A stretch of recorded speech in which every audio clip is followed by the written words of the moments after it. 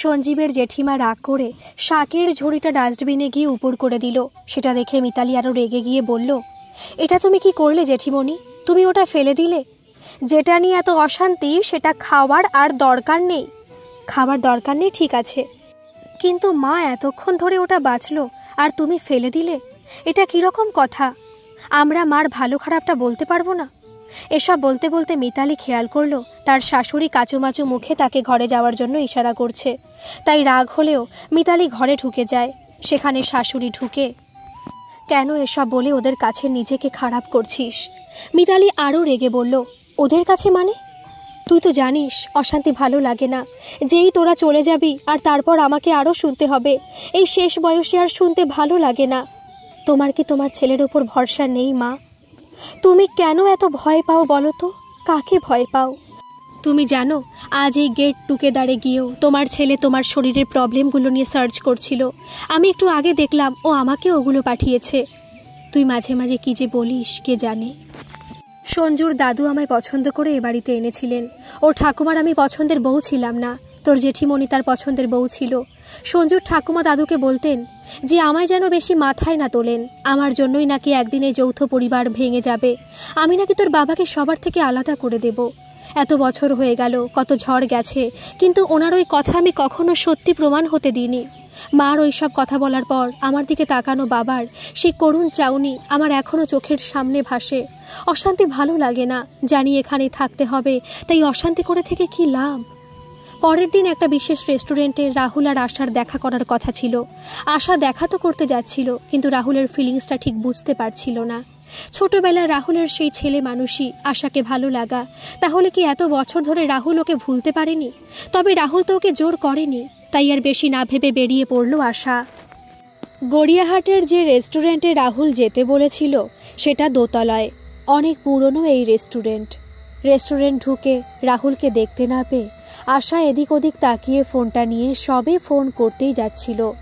Dial করতে গিয়ে আর চোখে কেবিনের পর্দা ওড়ার ফাঁকে কেমন যেন রাহুলের মতো মনে হলো আশার। একটু এগিয়ে গিয়ে দেখে তাই তো রাহুলই তো। পর্দা সরিয়েই, কিরে আমি তোকে খুঁজছি আর তুই এখানে পর্দার আড়ালে বসে আছিস?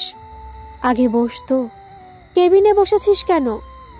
তোকে কিছু করব না, নিশ্চিন্তে থাক। মার খাবি? দেখছিলাম আর তোকে মেলাচ্ছিলাম। সেই তুই স্কুলের ফ্রক পরা। আচ্ছা, আর বড় হয়ে শাড়ি পরিনি বুঝি? ওটাই তো কাল হলো। কার? মুচকি হেসে, কারণ না, কি খাবি বল? যা ইচ্ছা। মেনু কার্ড তোর সামনে আছে, দেখ তোর যা ইচ্ছা মেনুটা পাওয়া যাচ্ছে নাকি। তোরও কি প্রণয়ের রোগ ধরেছে? কি জানি রে, তোর সামনে কেমন জানি সেই ছোটবেলার। কথা বলতে বলতেই অর্ডার নিতে আসায় রাহুল অর্ডার দিয়ে দিল। কিছুক্ষণ এদিক ওদিকের কথা বলতে বলতে রাহুল বলল, একটা সময় চাকরি বাকরি নিয়ে অনেক ঝামেলা গেছে, এখন ছেলে বড় হয়ে গেছে, এখন শুধু ওকে নিয়েই চিন্তা।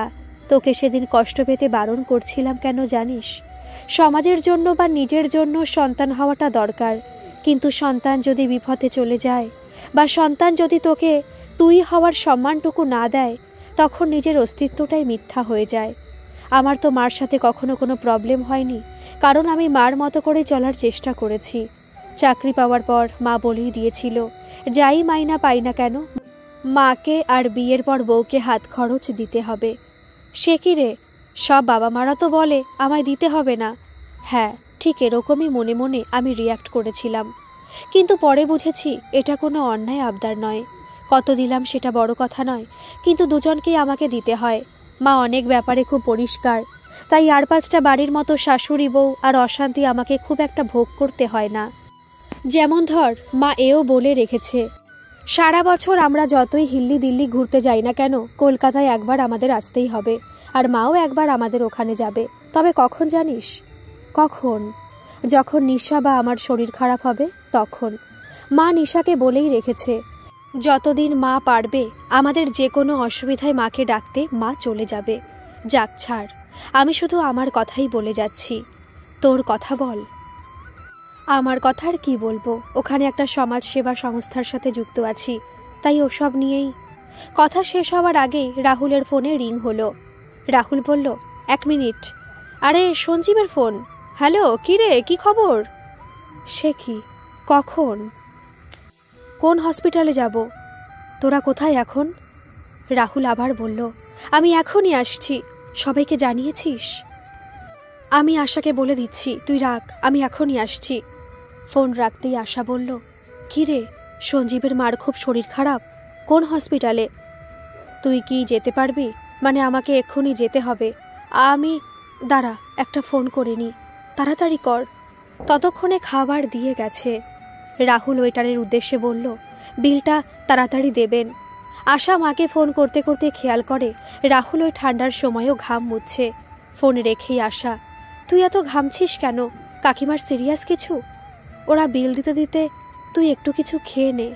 না না, আমি একটু রাগ করি। যা বলছি শোন, ওখানে কি হবে না হবে জানি না, একটু খেয়ে নে। তুইও খা। দাঁড়া, আমি দেখি দেরি করছে কেন, তুই খেয়ে আয়। আশা খেয়াল করলো মুহূর্তের মধ্যে রাহুলের ব্যবহার বদলে গেল।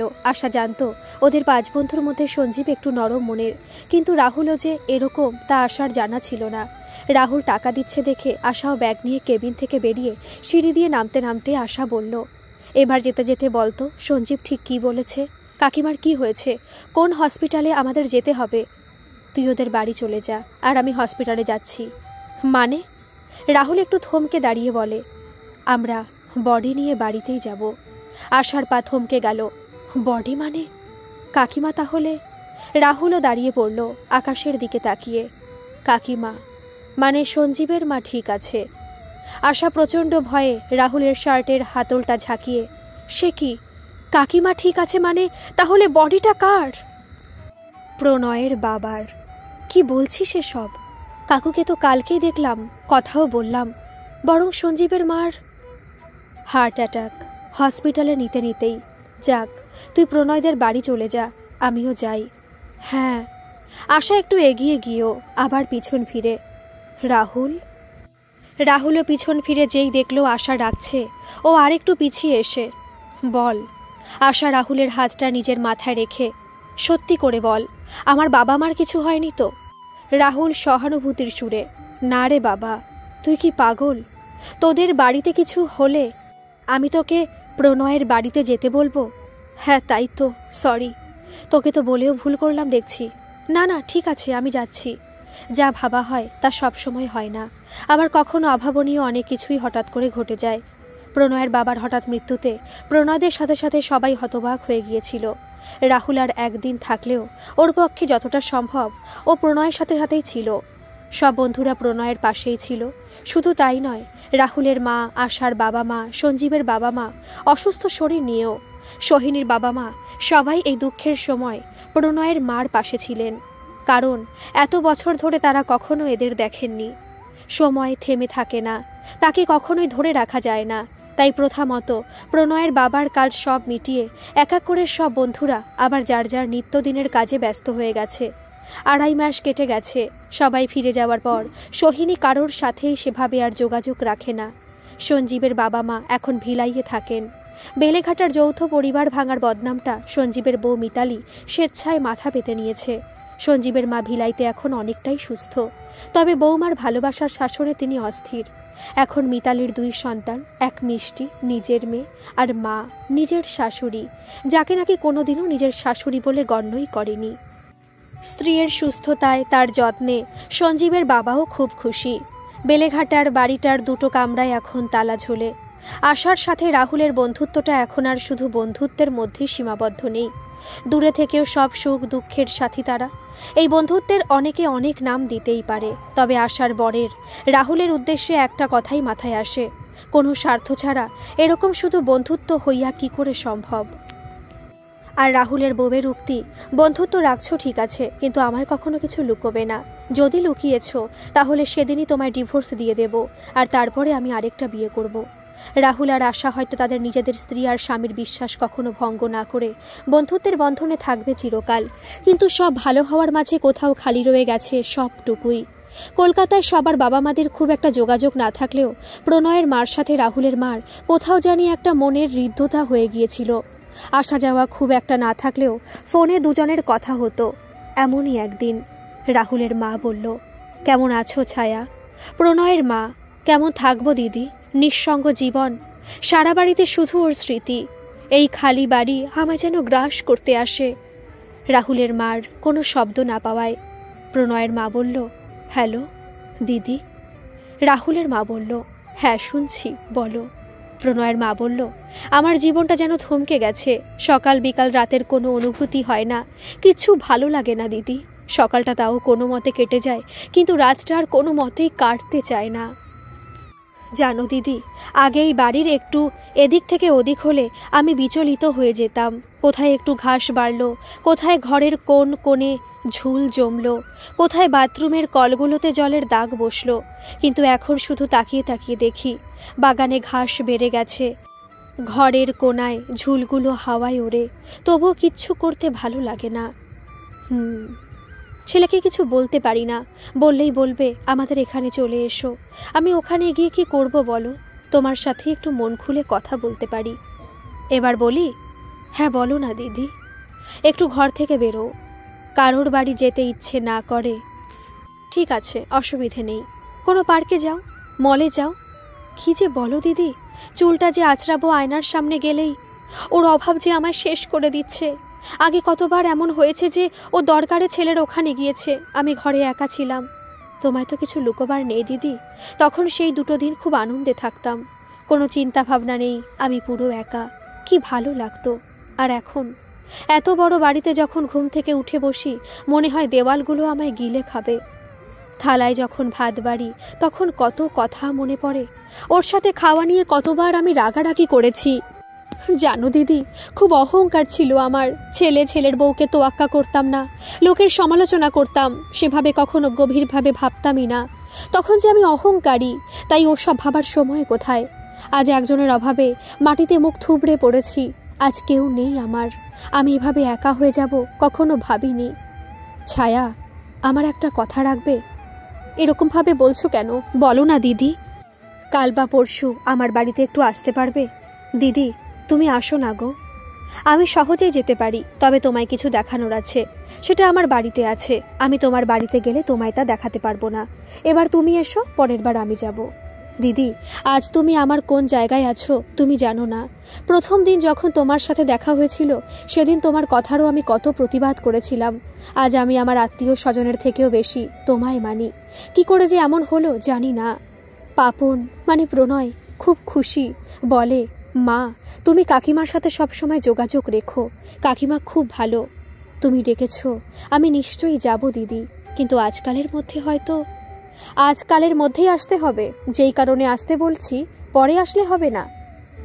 আচ্ছা দিদি, আমায় জানিও কবে আসবে, সেদিন এখানে খেও। না না দিদি, খাবো না। তুমি এখন যেই দুঃখের দুঃখী, তা আমি বহু বছর আগে থেকেই হয়ে আছি, তাই এখন একবেলা দুই বোনে একসাথে বসে শাক ভাত খেলে তোমারও ভালো লাগবে আর আমারও।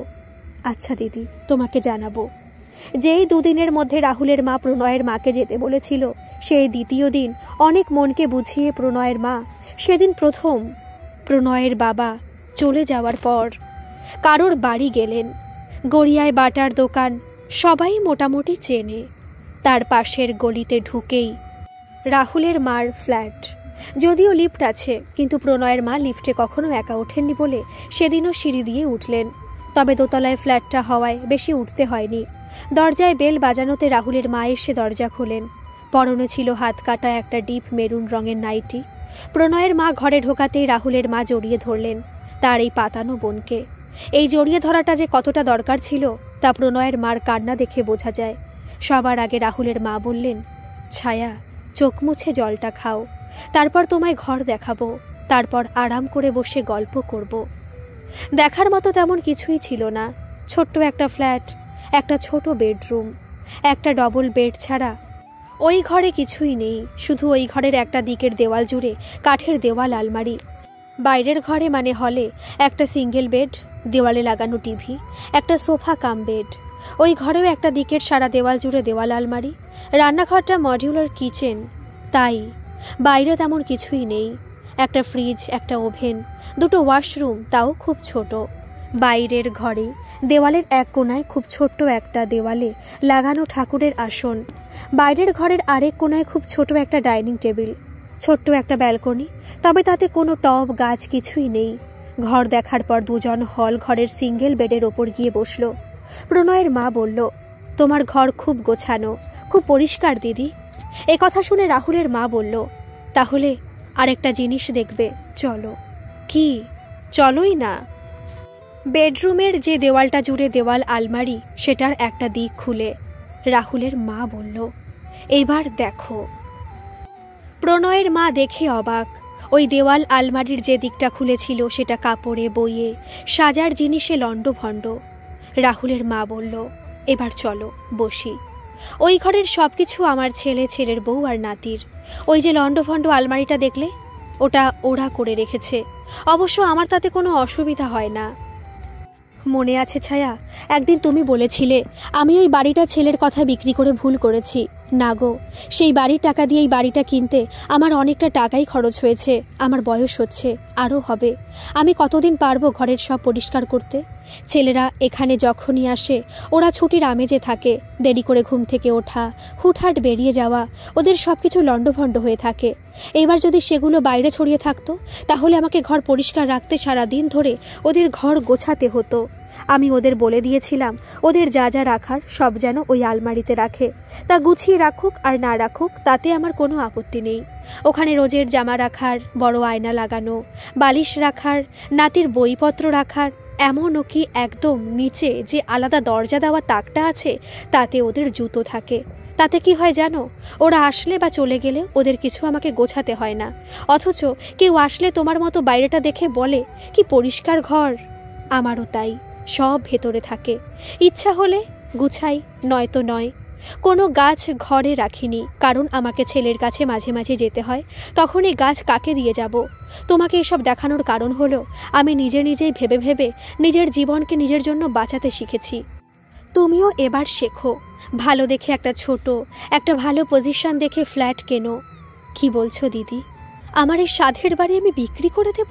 ঠিক আছে, তাহলে বিক্রি করো না। তাহলে একা ওই বাড়িতে আছো বলে শোকও করবে না। এরকম বলছো কেন দিদি? ঠিকই বলছি। আগে তুমি নিজে ঠিক করো যে ওটা কি তোমার এখনও খুব সাধের বাড়ি, নাকি ওই বাড়িতে একা থাকতে তোমার কষ্ট হচ্ছে। কারণ তোমার একাকিত্ব মেটাতে তো তোমার আত্মীয় স্বজন বা পাড়াপড়শি মাসের পর মাস তোমার সাথে এসে থাকবে না। আর তোমার ছেলেও চাকরি ছেড়ে আসবে না। তাকে যখন তুমি বিয়ে দিয়েছ, তখন তার চাকরির সাথে সাথে তার নিজের পরিবারকেও সামলাতে হয়। আবার তোমাকে সামলানোটাও তার কর্তব্য। তবে সে তো মানুষ, তাই তার হাতে রোজ 24 ঘন্টাই থাকে। সেই সময় সব ম্যানেজ করা তার পক্ষেও খুব কঠিন। দেখো ছায়া, আমরা হলাম অভাগী, তাই আজ আমাদের স্বামী নেই। আমাদের কষ্ট ছেলেরা একটু বুঝলেও সবটা কখনোই বুঝবে না। নিজের টাকা পয়সা কখনো সব ঢেলে ছেলেকে দেবে না। দরকারে ছেলের বিপদে সাহায্য করবে, কিন্তু টাকা হাতছাড়া করবে না। তোমার কাছে টাকা থাকলে তুমি যখন তখন ওদের কাছে বা অন্য কোথাও যেতে পারবে। ছেলে মেয়ে যতই ভালোবাসুক না কেন, তবুও তোমার মনের সব ইচ্ছা ওরা কখনো বুঝবে না। তেমন আমরা মা হলেও কি হবে, আমরাও ওদের সবটা বুঝবো না। তোমার ওদের ওখানে গিয়ে থাকতে কেন ভালো লাগবে না জানো? কারণ তুমি নিজের বাড়িতে অনেক বেশি স্বাধীন, তেমন ওরাও নিজের বাড়িতে স্বাধীন। প্রত্যেক মানুষ স্বাধীনভাবে বাঁচতে ভালোবাসে। যত তুমি তাদের স্বাধীনতা দেবে, তত তারা খুশি মনে থাকবে, তোমায় ভালোবাসবে। যত তাদের নিয়মের মধ্যে কোনো কিছু জোর করে করতে বাধ্য করবে, অন্যের বাড়ির ছেলে মেয়েদের সাথে তুলনা করবে, সব কাজে খুঁত ধরবে, ওদের ছোট করে প্রমাণ করতে যাবে যে তুমি যেটা বলছো, যেটা করছো সেটাই ঠিক, তখন তারা সম্পর্কে তো তোমার আপনজনই থাকবে, কিন্তু আসলে মনের দিক থেকে অনেক দূরে চলে যাবে। আমার এত কথা এখন তোমার মাথায় ঢুকবে না, তবে পরে ভেবে দেখো। একটা কথা আছে না, ঘরে 4টে বাসন থাকলে আওয়াজ তো হবেই, কিন্তু আমি এই কথা মানি না। ওই 4টে বাসন যদি একটু খেয়াল করে একটু দূরে দূরে রাখা যায়, তখন কখনোই ঠোকাঠুকির আওয়াজ হবে না। প্রণয়ের মা জানলার দিকে তাকিয়ে শুনে যাচ্ছে, আর সমানে চোখ দিয়ে তার জল পড়ছে। তোমাকে নিজের বাড়িতে রেখে কষ্ট দিচ্ছি জানি, কিন্তু তুমি আমার কথা খুব মানো, তাই তোমায় ভালো থাকার পথ দেখাচ্ছি। যতদিন তোমার শরীর ঠিক থাকবে এখানে ওখানে ঘুরবে, ছেলের কাছে থাকবে, তবে কিছুদিন। ওরা তোমার কাছে আসলে 14 পদ খাইয়ে খুশি না করে ওদের সাথে একটু বেরিয়ে ওদের একটু বেলা অবধি ঘুমাতে দিয়ে নাতি নাতনির পছন্দের কাজ করে সবার মন জয় করে থাকো। অভিনয় করতে পারি না যে, একটু কর্কশ স্বরে বললেন রাহুলের মা। অভিনয় করতে পারি না যে বলে, আসলে সে মিথ্যা বলে। তুমি রাস্তাঘাটে আত্মীয় স্বজনের সাথে মিষ্টি করে কথা বলো না, অভিনয় করে চলো না। সবাইকে কি তোমার ভালো লাগে? তাও তো হাসতে হয়, ভালো ভালো কথা বলতে হয়। তাহলে নিজের লোকের বেলায় নয় কেন? নিজের লোক তো নিজেরই হয়, তাদের সাথে কি হিসাব করে কথা বলা যায়? তারা তো আমার স্বভাব জানে। বাহ, তার মানে তারা তোমার নিজের লোক হয়ে জন্মে পাপ করেছে। যেই সত্যিটা বললে সে কষ্ট পাবে, সবার সামনে বললে অপমানিত বোধ করবে, সেরকম কথা বলে তুমি কি আনন্দ পাবে শুনি? একটা কথা জানবে, একটা শিশু থেকে শুরু করে বৃদ্ধ অবধি সবার মান অপমান বোধ আছে। একজন ভিখারি থেকে শুরু করে একজন পঙ্গুরও মান সম্মান আছে। তবে এটাও ঠিক, শান্তি বজায় রাখা শুধু তোমার হাতে নয়, মানুষের থেকেও আমাদের অনেক কষ্ট পেতে হয়। কারোর সাথে বেশি মাখামাখি না করলেই হলো। রাহুলের মা আরেকটু এগিয়ে বসে প্রণয়ের মার চোখ মুছে বলে, আর কেঁদো না, সময় আর পরিস্থিতির সঙ্গে সঙ্গে আমাদেরও বদলাতে হবে। ছেলের বউ, নাতি নাতনির থেকে বেশি আশা করবে না, দেখবে কষ্ট কম পাবে। ওদের কাছে তো কিচ্ছু চাই না, শুধু একটু ভালোবাসা। ভালো ওরা বাসে তোমায়, কিন্তু যেহেতু তুমি ভালোবাসাটা আশা করে একটা বড় পাত্র নিয়ে অপেক্ষা করো, তাই ওদের অনেকটা দেওয়া ভালোবাসাতেও তোমার পাত্র ভরে না। আমাকে যে দিদি তুমি বাড়ি বিক্রি করে ফ্ল্যাট কিনতে বলছো, আমার ছেলে শুনলে বলবে ও তো একটা ফ্ল্যাট বুক করেছে, তাই আমায় আর কিনতে হবে না। না, এই ভুল করবে না। নিজের একটা মাথা গোজার জায়গা না থাকলে তোমায় সব সময় হীনমন্যতায় ভুগতে হবে। যতদিন বাঁচবে মাথা উঁচু করে বাঁচবে। ছেলেকে বলবে দুটো বাড়ি থাক, ভবিষ্যতে একটা নাতি পাবে, একটা নাতনি পাবে। তাছাড়া ওরা কলকাতাতে আসলেও একটা বাড়ি থাকলে ভালো তো। চলো, অনেক বেলা হলো, এবার খাই গিয়ে। জানো দিদি, তুমি আজ যেগুলো বললে তার মধ্যে অনেক কথা ওর বাবাও আমাকে বলতো, কিন্তু তখন মানুষটার কথায় কান দিইনি। দুজনেই উঠে খাবার টেবিলের দিকে যেতে গিয়ে রাহুলের মা হঠাৎ থমকে দাঁড়িয়ে প্রণয়ের মার দিকে ফিরে প্রণয়ের মার হাত দুটো নিজের হাতে নিয়ে বলল, একটা কথা মনে রেখো ছায়া, নিজের বাড়ির মানে হচ্ছে শান্তির নীড়। ইট সিমেন্টের তৈরি ঘরকে আমি বাড়ি বলি না। যেই জায়গাটায় আমার আপনজনদের ভালোবাসায় আমি ঘিরে থাকি, আমার কাছে সেটাই আমার আসল বাড়ি। সেই বাড়ি মানুষের জীবনে শান্তি আনে। তার ঠিক 3.5 মাস পর এক ভোরে প্রণয়ের মা রাহুলের মাকে ফোন করে বলল, হ্যালো দিদি, আমি ঘুম ভাঙিয়ে দিলাম নাকি? রাহুলের মা বললেন, না না, আমি একটু প্রাণায়াম করছিলাম, কদিন ধরে একটু কোমরে হালকা ব্যথা হচ্ছিল। ও মা, সে কি, এখন কেমন আছো? এখন একদম ঠিক, তবে প্রাণায়াম করে যখন উপকার পেলাম তখন ভাবছি এটার বন্ধ করব না। বলো, তোমার কি খবর? ঘর সব গোছানো হলো? হ্যাঁ দিদি, পরশু বৌমারা চলে গেল, কাল সারাদিন নতুন ফ্ল্যাটে একা কাটালাম। কাল তোমায় ফোন করিনি, তোমার কথায় কাল থেকে নিজের আরেকটা নতুন জীবন শুরু করলাম। ওই বাড়ি থেকে যেদিন ওর বাবার ছবি নিয়ে বেরিয়ে এলাম সেদিন খুব কেঁদেছি দিদি।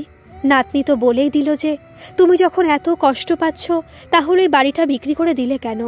কষ্ট হবে না দিদি বলো? তবে নাতি নাতনিরা এখন বড় হয়েছে তো, তাই নতুন ঘরে শিফট হতে অনেক সাহায্য করেছে। জানো দিদি, বৌমা খুব অবাক আমাকে দেখে। আসলে আমি তো একসময় ছোটোখাটো বিষয়ে খুঁত ধরতাম, এখন তোমার কথায় অনেক কিছু অত গায়ে মাখি না। ছেলেও আমার আর বৌমার সম্পর্ক দেখে খুব খুশি। যদি ওর বাবা থাকতেও আমি এরকম। জানো দিদি, বৌমা সেদিন বলছিল, কার কপালে কখন যে কি থাকে বোঝা মুশকিল। তোমার ছেলে কবে ফ্ল্যাট বুক করেছে, তবে সেখানে এখনও যাওয়া হলো না, অথচ ফ্ল্যাটের কোনো কথাই ছিল না, আর আজ আমরা এখানে থাকছি।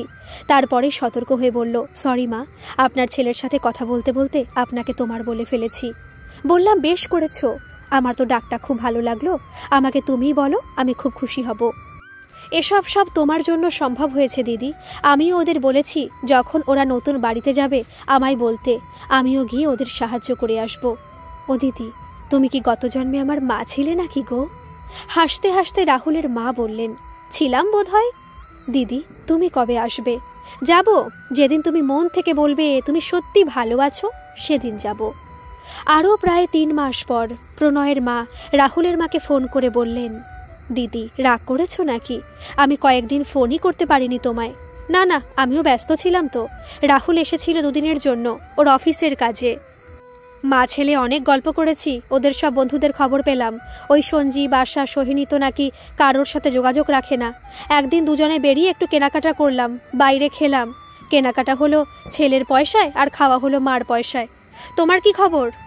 প্রণয়রা 2 দিন আগে নতুন ফ্ল্যাটে শিফট করেছে। আমি বলেছিলাম আমি যেতে পারি, কিংবা ওরা চাইলে নাতি নাতনিকে আমার কাছে পাঠিয়ে দিয়ে ওরা নিশ্চিন্তে নতুন ঘর গোছাতে পারে।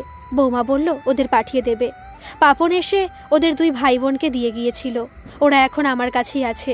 সারাদিন ওদের নিয়ে এত ব্যস্ত থাকি, তোমাকে ফোন করব করে আর ফোন করতেই পারিনি। সে ঠিক আছে। ও দিদি, একটা খবর আছে, কাউকে বলবে না কিন্তু। কি খবর? বলবে না তো কাউকে? আরে বাবা, বলবো না। কি বলো? আমার নাতনি আমার ফোন নিয়ে কাকে জানি মিসড কল দেয় আর তারপরে কথা বলে। 2 দিন পর আমি বুঝেছি কোনো ছেলের সাথে কথা বলছে। আমি তো খুব ঘাবড়ে গিয়েছিলাম। আমার নাতনি তো ওরকম নয় যে ছেলেদের সাথে। তারপর ভাবলাম রাগ করলে আমায় আর বলবে না। একবার কথা ঘুরিয়ে জিজ্ঞেসও করলাম, কিন্তু কিছু বলেনি। তারপর নাতিকে আড়ালে বাবা শোনা করে জিজ্ঞেস করায় বলল আমার নাতনি নাকি তোমার নাতির সাথে কথা বলে। আমার নাতি মানে রনি? হ্যাঁ গো হ্যাঁ। নাতি বলল সেই যেদিন আমরা সবাই দেখা করেছিলাম সেদিন থেকে নাকি তোমার রনির সাথে আমাদের প্রিয়াঙ্কার কথা শুরু। সে কি গো? হ্যাঁ। তারপর আমি নাতনিকে সরাসরি জিজ্ঞেস করেছি, তখন স্বীকার করেছে। তোমার নাতি নাকি বলেছে ওকে মন দিয়ে পড়াশোনা করতে। তোমার নাতি চাকরি না পাওয়া অবধি কাউকে বলবে না, আর যখন বলবে তখন নাকি তোমাকেই সবার আগে বলবে, কারণ তুমি রাজি থাকলে নাকি ওর বাবা মাও রাজি হবে। বাবা, এত দূর চলে গেছে? ও দিদি, বলো না গো, তুমি রাজি হবে? ও মা, এখন তো ওরা পড়ছে, আগে চাকরি পাক, দেখো ততদিনে ওরা। আমার নাতি বলল তোমার রনি নাকি প্রিয়াঙ্কাকে খুব ভালোবাসে। এখনো অবধি আমার নাতনি খুব ভালোই গো। আরে বাবা, ওদের ভালোবাসা খাঁটি হলে আমাদের আপত্তি করার কি আছে? ও দিদি, আমি যে ভবিষ্যৎ দেখতে পাচ্ছি গো। কি দেখছো? আমরা এখন ছোট বাড়িতে থাকলে কি হবে? ভবিষ্যতে তোমার নাতি আর আমার নাতনির ভালোবাসায় একদিন আমাদের বাড়ি আরো অনেক বড় হতে চলেছে। গল্পটি কেমন লাগলো কমেন্ট করে কিন্তু জানাবেন। আর একটা কথা, আপনাদের এই গল্পের মধ্যে কোন চরিত্র সবথেকে বেশি ভালো লেগেছে একটা কমেন্ট করে প্লিজ জানাবেন। আর ভালো লাগলে একটা সাবস্ক্রাইব করে দেবেন। ভালো থাকবেন, সুস্থ থাকবেন। ধন্যবাদ।